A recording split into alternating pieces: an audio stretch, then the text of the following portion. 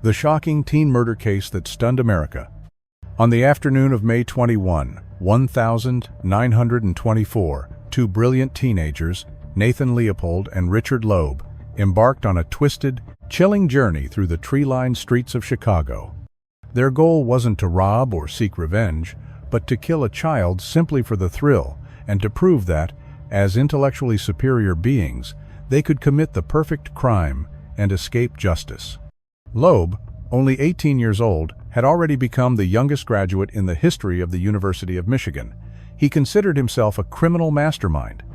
Leopold, 19, a law student at the University of Chicago, was obsessed with the philosophy of Friedrich Nietzsche, particularly the idea of a Superman who was above morality and the law.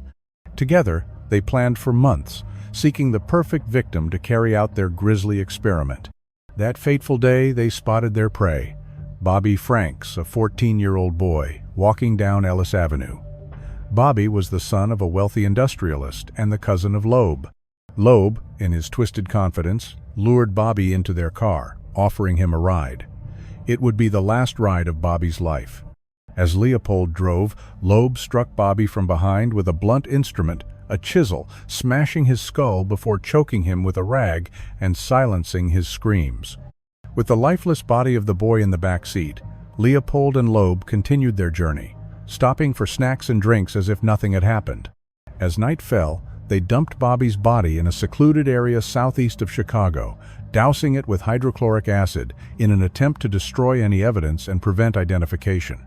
They then called Bobby's mother, pretending to be the kidnapper, George Johnson, demanding a ransom of $10,000 for his safe return.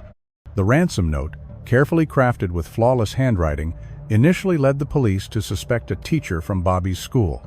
But before the ransom could be paid, Bobby's body was discovered, and the case took a shocking turn. What stunned the authorities wasn't just the brutality of the crime, but the reckless carelessness of the killers. Found near Bobby's body was a pair of distinctive glasses, which could only have come from Leopold, who had carelessly dropped them while moving the body. Leopold's alibi quickly crumbled, as it became clear that he was lying about his whereabouts on the night of the murder.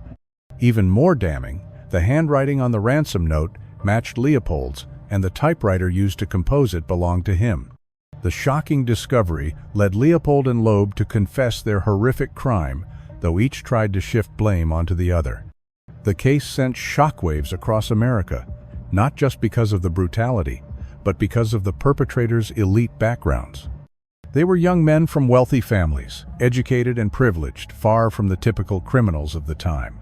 In a twist that further unnerved the public, neither Leopold nor Loeb showed any remorse for their actions.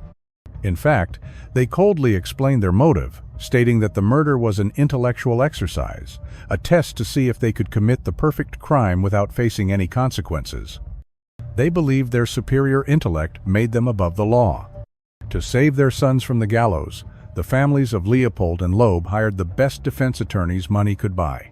Their lawyers argued for a lighter sentence, citing the youth's age, mental state, and the remorse they had allegedly shown.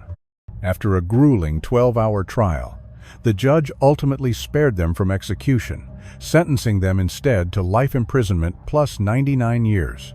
Loeb met a violent end in 1936 when a fellow inmate fatally stabbed him in prison. Leopold, after serving 33 years, was granted parole in 1958 and lived in Puerto Rico until his death in 1971.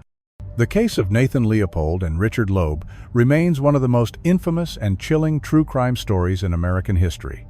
Their cold-bloodedness, intellectual arrogance, and the sheer audacity of their crime continue to haunt the public's imagination to this day.